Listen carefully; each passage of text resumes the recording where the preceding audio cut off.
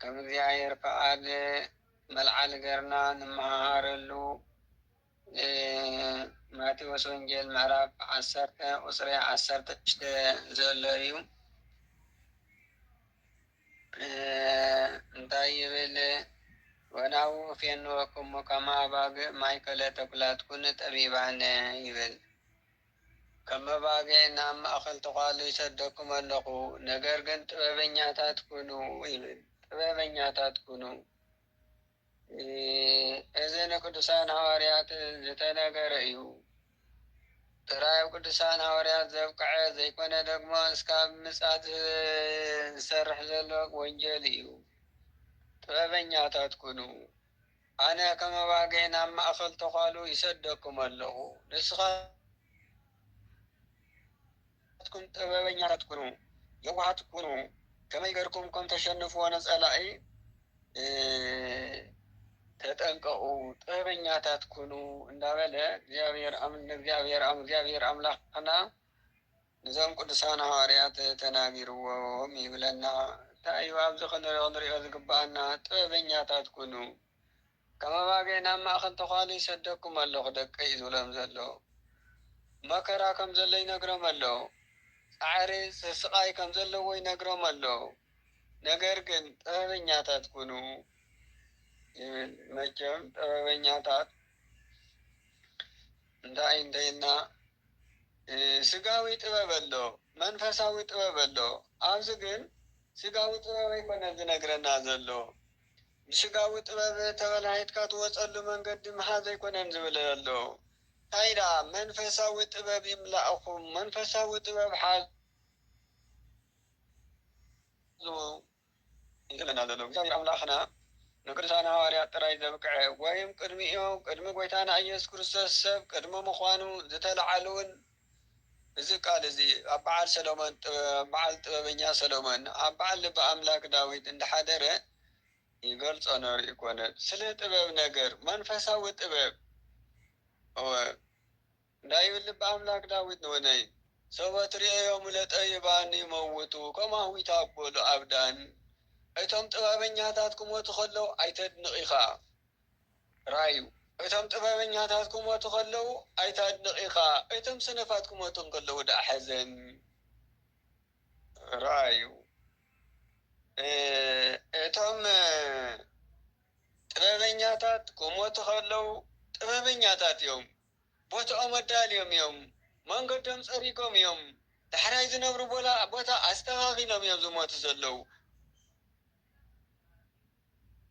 እቶም ሰነፋት ክሞቱ ከለው ግን እዚ ድቂ ይበሃል። ምክንያቱ ብነፍሲ ምስጋን ምስ እግዚአብሔር ኣይተራኸቡን ዘለው። ኣለና እንዳበሊኦም ተሒዝቦም ክጠልሞም እንከሎ ኣጉል ዝተርፉ ኣጉል ይተርፉ ኮነ።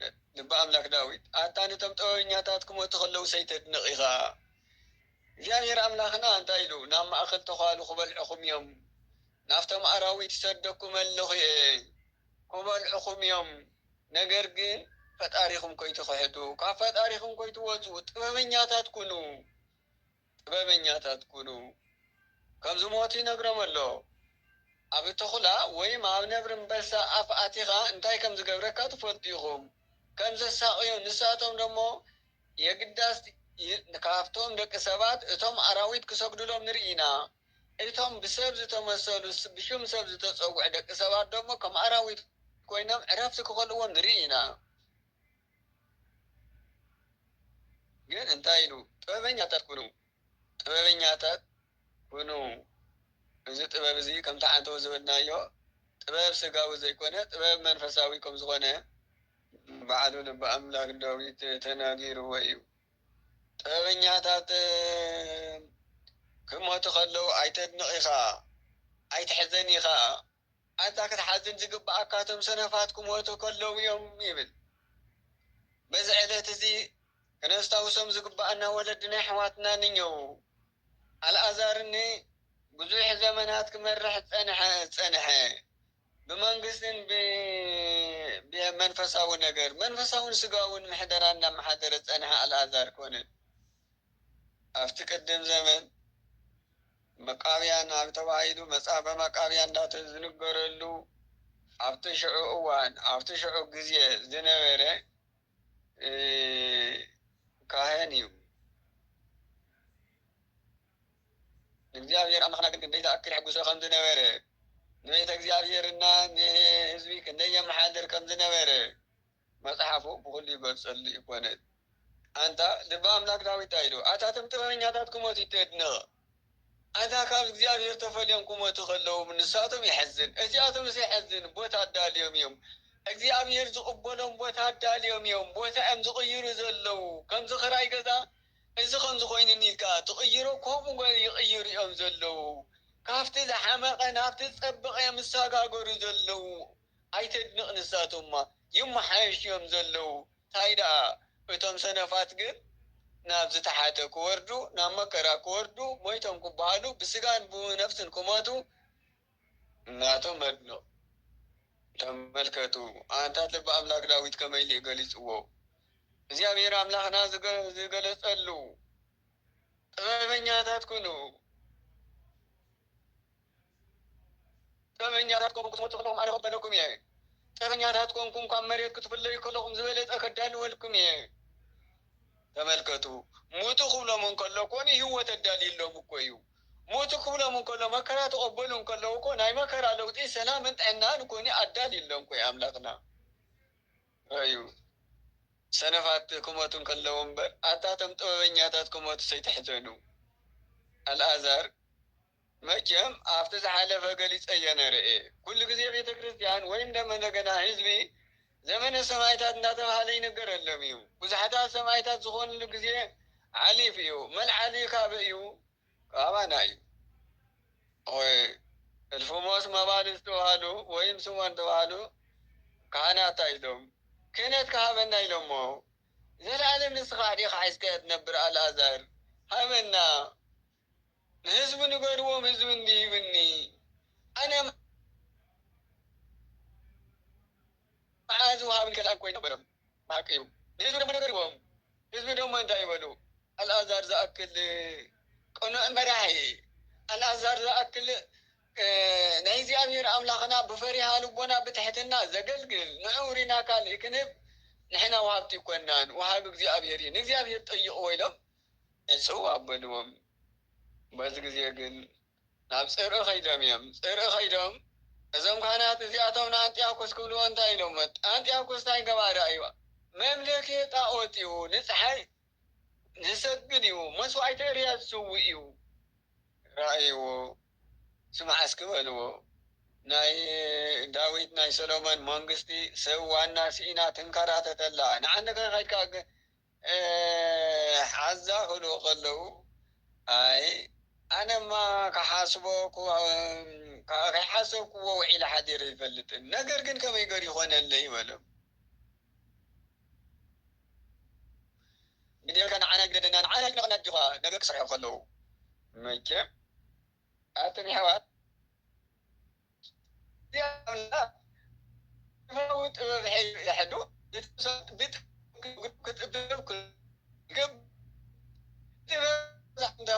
ናብ ርክሩ ይጎ ማንም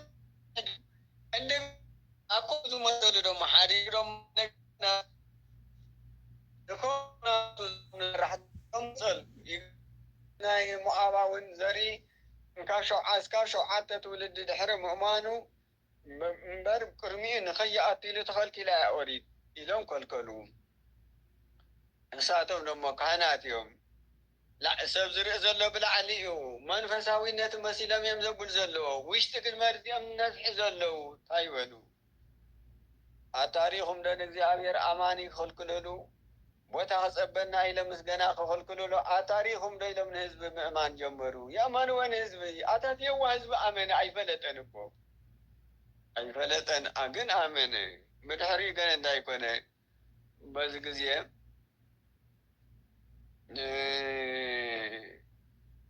ንሱ ምስ ኣተወ ባለስልጣናት ንዑ ዝመስሉ ብትሕቲ ዘለዉ ኩሎም ክእቱ ጀመረ። ብዙሕ ኣተወ ንእስራኤል ክዕፀፍዎም ጀመር ኮነት። በዚ ግዜ ኣተው ብዙሕ ህዝቢ ምስ ኣተወ እንታይ ንበና ኣልኣዛር ስማ ኣልኣዛር ኢልዎ ኣቤት أنت نسخة صيفيقة نجرجن بيمانك من يبقع مسواي تحسكا نايبقع سكا حسكا نبلعخا مسأقامك ناي إريا مسواي سكا حسكا كارا ونحسكا تولع مسيلكا ترأيهم نسخاقن قدو فدحان ولو فاليت تملكو تتنقلو نسب أبنت كوينو نسب كخحدلو دلي تملكت بزي بتعمي زغرب نسخا دحاني ترفكا نسخا معبينيخا نتوم هزو قنا ما يكون تقبر اللي نابي ناب سيطان نكخدو كاو زي أميركم لأمليتم خدو يبتقبر زلو نقل ومي يكون أنت تم قدسان تبنياتات يوم كونو تبنيان كو طبيبان تبنياتات كونو زون نورو نبي أني أيانا نامن نتوم سيقالو بيسو قدسان عواريات كسادو من كله تبنياتات كونو دكي تبنياتات كونو كما أروي دكي الله سنتاينا زيرانا الأزار كل أجار خيب النهلو أنت أكو سدفرتو نزحي سجد كله تعمل زجر ميو جن سيطان دفاريو ناي سيطان زحدر سبب ما دفاريو ሃይማኖት አይመስለኝም እግዚአብሔር እንኳን ሃይማኖት ናይ እግዚአብሔር ነገር ሃይ እግዚአብሔር እንታይ ምንም አይቆጥረኝም ሰይጣን ዝሓደሩ ትዕቢት ዘለዎ በዚህ ጊዜ ግን አይከውንን ክብሎ ከሎ እምበር ቅድሚ ንሱ መሓዘይ ብስኪ ብፍርዓት ብስቃይ ናይ ደቁሪ ተተመለሰ ኢሉ ሸውዓተ ደቁ ንስልጣን ዝበፅሑ ዝተመልመሉ እዚ ሰልጠኑ ኣካለ መጠን ዝኾኑ ሸውዓትዮም ኣብ ቅድሚዮ ብኻራ ሕርድ ኣበሎም ኣንታ ረኣይዎ ትግፍዒ ኣነት ሃይማኖትና ከመይ እንዳገበረት እያ መፅያ ኣበይ ከኣኛ ተሕይ ናበይ እያ ተምርሕ ዘላ እዞም ቅዱሳን ወለዲና ከመይ ኢሎም ትሰይቦም እንታይ ጎዲልዎም ነሩ ስልጣነው ኢሎም እንዲ ነሩ ሃብተብ ኢሎም እንዲ ነሩ እታ ሃይማኖት ኣጆኻ ተለበል እግዚአብሔር ኣምላኽና እቲ እምነቶም ነቲ ሓዊ ይብልዎ ነቲ ካራ ይብልዎ እዩ ኣንጢያኮስ ከም ዝገበሩ ሸውዓትዮም ደቁ ሓንቲ ፀሓይ ሕረድ ከብሎም እንከሎ ሰበይቲ እውን ተጠየቐት መብኩዩ ይሕይኽ ንስኽን ናበይ ተምርሕ ኣለኺ እንታይ ትገብር ኣለኺ ትምለስ ዲኹን ኣይትምለስን ኣንታት ኣባኻ እንታይ ክንምለስ ምስ ደቅና ክንከይድ ንሽኩል ኣለና ክነርክቦም ንደቅና ኢና ንቃላጠፍ ዘለና ንስኻት ሃይማኖትካ ርኩስ ንስኻ ርኩስ ናይ እግዚአብሔር ናይቲ ርኩስ መንፈስ ማሕደሪ ካብቲ ናይ እግዚአብሔር ቅዱስ መንፈስ ከይወፃና ምስ ደቅና ኢና ክንከይድ ክንጓዓዝ ንደሊ ዘለና ኣያዛቲተና ኮነት ራዩ መኩዮ እዚ ቃል እዚ ባቶ ኮነት ንኣንጢያኮስ ኣንታ ንዓኻ ዘይኮነ ኣታ ንደቀይ ክስዕቦም እየ ዝቃላጠፍ ዘለኹ ደቀይ ዝረኸብዎ ጸጋ ክረክብ ዝፅዕር ዘለኹ ናይ እግዚአብሔር ኣምላኽና እቲ ፈጣሪና ንዕኦም ዝሃቦ ክብሪ ንዓይ ከየጉድለለይ ኣብ ማእኸሉ እንታይ እሞ ንዕየ ዝቃላጠፍ ዘለኹ የግዳስ ከም ደቀይ ተለበል ናይ ደቀይ ዕጫ ሃበኒ ክትብለ ከላ ኣልዓዛር እውን ብድፍረት እዚ ቃል እዚ ክብሎ ከሎ ግን እንታይ ኢሉ አንጢያኮስ ለካ ኣየ ኣታዚ ሃይማኖት ረኣይዋ እስኪ ኣታተና ሃይማኖት ረኣይዋ ሓዊ ክህሉ ከሎ ነቲ ሓዊ ከይበለን ካራ ቅድሞ ፀንሓን ከሎ ምንም እሸኹ እኳ ተብልሰሉ ሃይማኖት ኢልዎ ካራ ሓዊ ክፅንሐን ከሎ ምንም ኣይመስለን መን እጆኻ ዝብሎ ዘሎ መንፈስ ቅዱስ ዝሓደረ ሰውነት የጨከነካ ኣብ ወልድ ወመንፈስ ቅዱስ ያጠብኡ ይብል ነርሎም ኣብ ቅዳሴ ተመልከቱ ኣብዚ ፍልሰታ ቅዳሴ ዝጭክኖ ዝቅደሰሉ ድንግል ማርያም ትምስገነሉ ስለ ኣብ ወልድ መንፈስ ቅዱስ ክገልጽ ከሎ እንታይ ይብል ነሩ ኣብ ወልድ ወመንፈስ ቅዱስ ያጠብኡ አንተ ኣብ ወልድ መንፈስ ቅዱስ ልቦና የጨክኑ ካራን ሓውን ኣብ ቅድሜኻ ክፀንሕ እንከሎስ የጨኩንኻ መን ኣብ ወልዲ መንፈስ ቅዱስ ሓይሊ ይቡኻ ናይቲ ሓዊ ሓይሊ ክተድክም ይገብሩኻ ነቲ ሓይሊ ክትሳገሩ ይገብሩኻ መን ኣብ ወልዲ መንፈስ ቅዱስ በዚ ጊዜ መኩዮ የግዳስ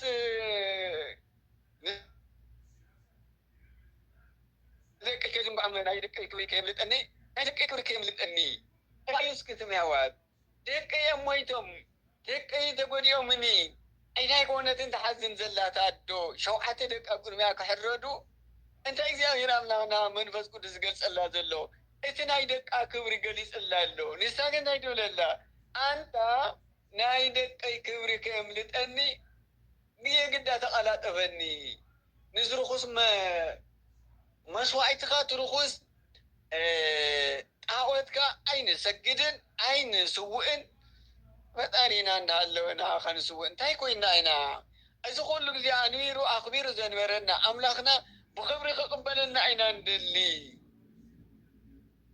ክትብል ከላ ናይ መብኩዩ ሃይለ ቃል ንኣንጢያኮስ ልቡ ቀቲልዎ እዩ ልቡ ሰይርዎ እዩ ሞደሻ ኮይኑ ወቂዕዎ እዩ ከምዚ ክኾነ ከሎ እንታይ ገይሩ አንጢዮኮስ ለካ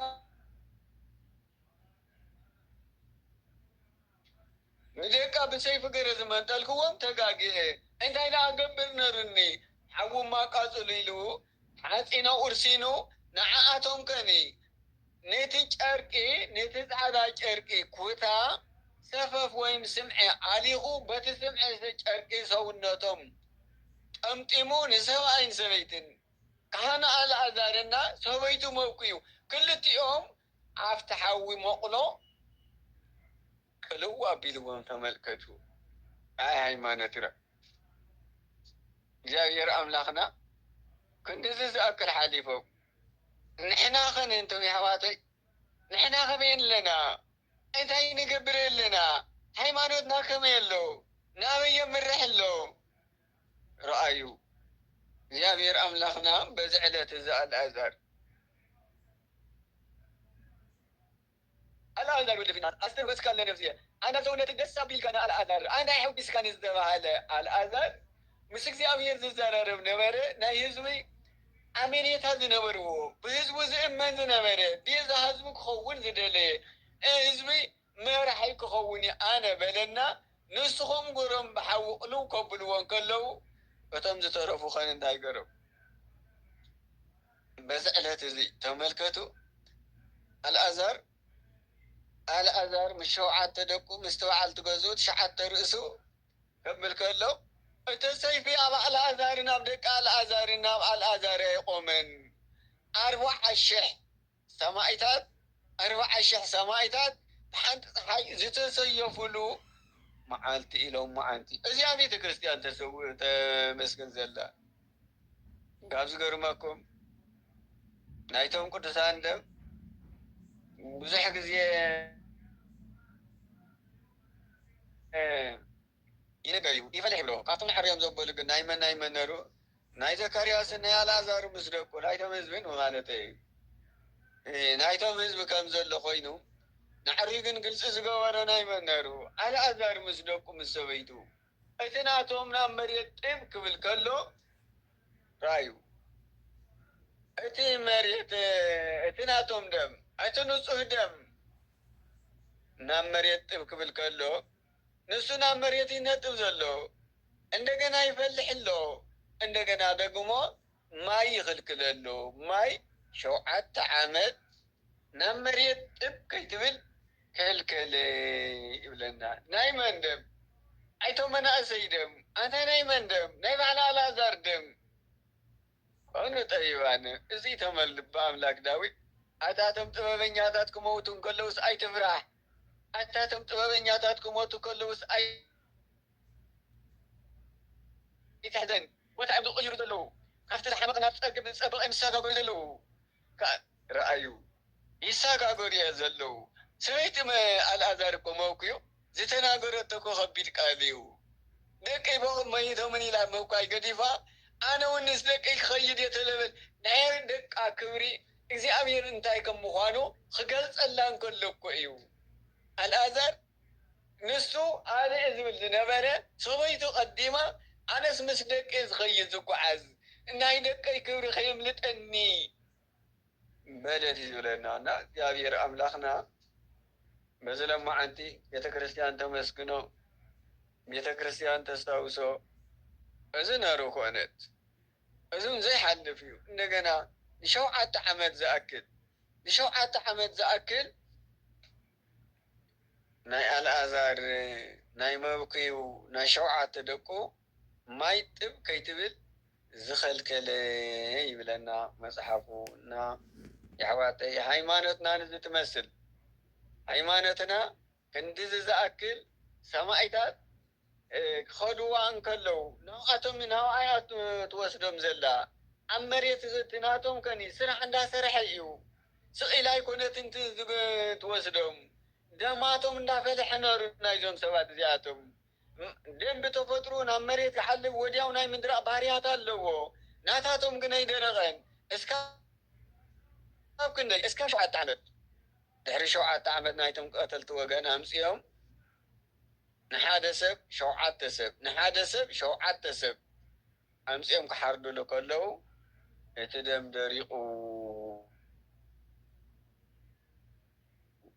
ናታቶም ደም ናይቶም ቀተልቲ ወገን ደም ኣብ መሬት ጥብ ክብል ከሎ ካብ ሰማይ ድማ እንደገና ምዝናብ ናብ መሬት ጥብ ክብልን መዓረ ኮይኑ አንተ ተመልከቱ። መዊቶ ጻድቕ ይኮን ንረሲኣነ ይብል ጥበብ መጽሓፈ ጥበብ ናይ ሰሎሞን።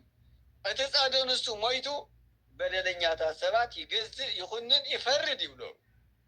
እግዚአብሔር አምላኽና ወለድና ከም ዝገሩ ጥብዓትን ጥበብን ዝሃበ ንዓና እውን ኮነ እዚ ጥበብ እዚ ይግለጸልና። እግዚአብሔር አምላኽና ለጋሲ እዩ፣ ወሃቢ እዩ፣ ይሃበና።